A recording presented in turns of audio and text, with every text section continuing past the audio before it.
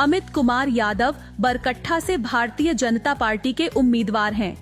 अमित कुमार यहां से 2 बार विधायक चुने गए हैं। इनके पिता चितरंजन यादव भी बरकट्ठा के विधायक रहे हैं। सहज, सुलभ और जनता की सेवा में हमेशा हाजिर रहने वाले अमित कुमार को बरकट्ठा की जनता का हमेशा प्यार मिलता रहा है। पेश है अमित कुमार यादव से बातचीत के प्रमुख अंश। नमस्कार, जोहार। मैं अमित कुमार यादव बरकट्ठा विधानसभा से भारतीय जनता पार्टी के प्रत्याशी के रूप में आप सबों के बीच हूं। सबसे पहले मैं तो भारतीय जनता पार्टी के सभी नेताओं को, शीर्ष नेताओं को, प्रदेश के नेताओं को और केंद्रीय नेताओं को आभार प्रकट करना चाहता हूं कि भारतीय जनता पार्टी के शीर्ष नेताओं ने एक कार्यकर्ता पर फिर से भरोसा किया है। पिछले 19 में जब भारतीय जनता पार्टी मुझे टिकट नहीं दिया, इसके बावजूद भी, निर्दलीय होने के बाद भी हमने लगातार 5 साल तक पार्टी का सेवा किया। उसी का फलस्वरूप है कि केंद्रीय नेतृत्व का नज़र मेरे पे रहा और मुझे टिकट दिया। जीतने के बाद अगर भारतीय जनता पार्टी की सरकार बनती है तो सबसे पहले हम लोग एक ऐसा उद्योग जहां पे 10-20 हज़ार लोगों को रोजगार मिले, युवाओं को जो सबसे ज़्यादा ठगने का ये सरकार काम की है उनको अधिक से अधिक कैसे नौकरी दिला पाएँ, उसका हम लोग प्रयास करेंगे।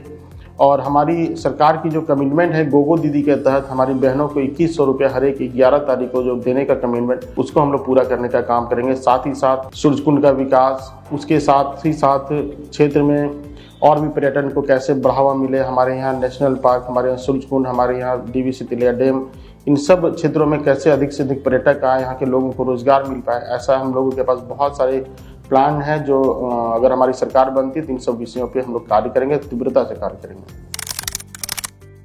सामाजिक क्षेत्र और राजनीतिक क्षेत्र में प्रेरणा, चूँकि हमारे फैमिली बैकग्राउंड है, हमारे दादाजी आजीवन मुखिया थे, हमारे चाचा प्रमुख थे, बरकट्ठा के प्रमुख थे, फादर राजनीति जीवन से सक्रिय थे, एमएलए रहे। फिर ऐसा दुर्घटना हो गई कि फादर का डेथ हो गया और मुझे फिर से राजनीति में आना पड़ा और उसके बाद से फिर राजनीति में इंटरेस्ट आ गया, फिर राजनीति में सेवा एक भाव आ गया। अब राजनीति ही सब कुछ हो गया। और सबसे पहले तो मैं बता देना चाहता हूँ कि जब पिताजी का राजनीति जीवन का सफर था उस समय मुझे राजनीति से बहुत मतलब अच्छा नहीं लगता था, मैं थोड़ा दूर रहना चाहता इन सब चीज़ से।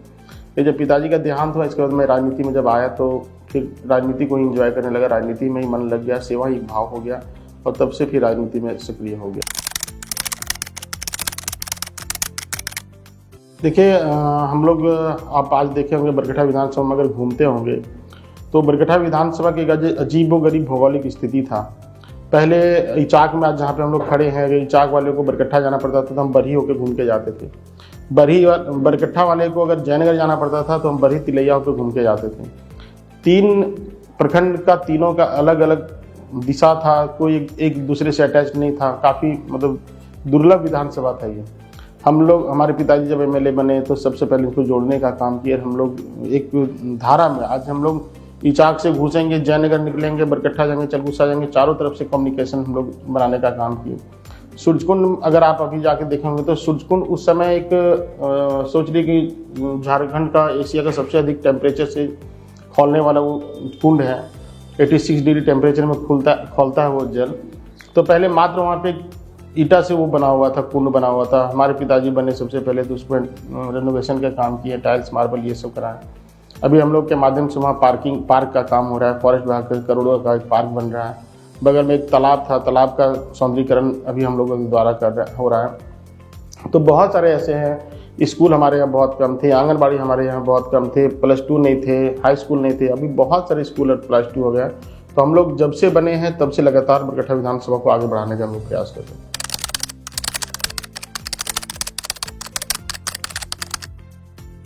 देखिए, पहली बार मतदान करने जा रहे हैं तो आप देश निर्माण में, राज्य के निर्माण की चिंता करते हुए आप अपना बहुमूल्य वोट सोच समझ कर दें और आपका देश, आपका राज्य, आपका क्षेत्र कैसे बचे इसका चिंता करते हुए आप स्वविवेक से अपना निर्णय लेते हुए आप मतदान करें। क्योंकि आज की जो हालात है झारखंड की, उसमें सबसे ज़्यादा अगर कोई पीछा जा रहा है तो यहाँ के युवा पीछे जा रहे हैं, यहाँ के विद्यार्थी पीछे जा रहे हैं। आज के दिनों में कोई बहाली फ्रेश नहीं हो पा रही। यहाँ पे नौकरियाँ बेची जा रही हैं, यहाँ पे प्रश्न पत्र बेचे जा रहे हैं, यहाँ पे नौकरियों पे बोली लगी जाती है। तो सबसे ज़्यादा सफ़र हमारी युवा वर्ग कर रहे हैं और करेंगे।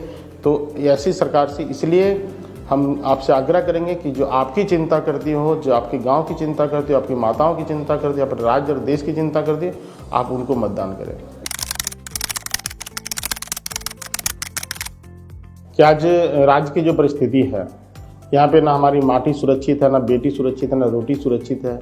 यहाँ पे ना नौकरी सुरक्षित है, ना हमारी बहनें सुरक्षित है, ना यहाँ की ज़मीन सुरक्षित है। सेना की ज़मीन बेची जा रही है, हमारी बेटियों की इज्जत लूटी जा रही है, हमारी सरकार के द्वारा नौकरी बेची जा रही है। तो ऐसी स्थिति में इससे आगे अगर बढ़ के देखें तो हमारे राज्य की डेमोग्राफी चेंज हो रही है। बांग्लादेशियों का जिस प्रकार से घुसपैठ झारखंड में हो रहा है, सबसे अधिक आदिवासी हमारे कन्वर्ट हो रहे हैं, आदिवासी विलुप्त होते जा रहे हैं। वैसी स्थिति में आज झारखंड निर्माण का क्या औचित्य है, ये हमारे युवा वर्ग समझे, हमारी माताएं समझे, हमारे नौजवान समझे, हमारे किसान समझें। आज अगर झारखंड सुरक्षित नहीं रहा तो शायद भविष्य में और भी नुकसान झारखंड को हो सकता है। ऐसे स्थिति में आपसे अपील है, आपसे आग्रह है, आपसे प्रार्थना, आपसे निवेदन है कि वैसी सरकार जो आपकी चिंता करे, वैसी मोदी सरकार जो हमारी महिलाओं की, हमारी गरीबों की, नौजवानों की, किसानों की चिंता जो करती है, वैसे मोदी सरकार को आप चुनें। ऐसे भारतीय जनता पार्टी की सरकार को चुनें, ऐसी कमल पर छाप को आप चुनें। बहुत बहुत धन्यवाद।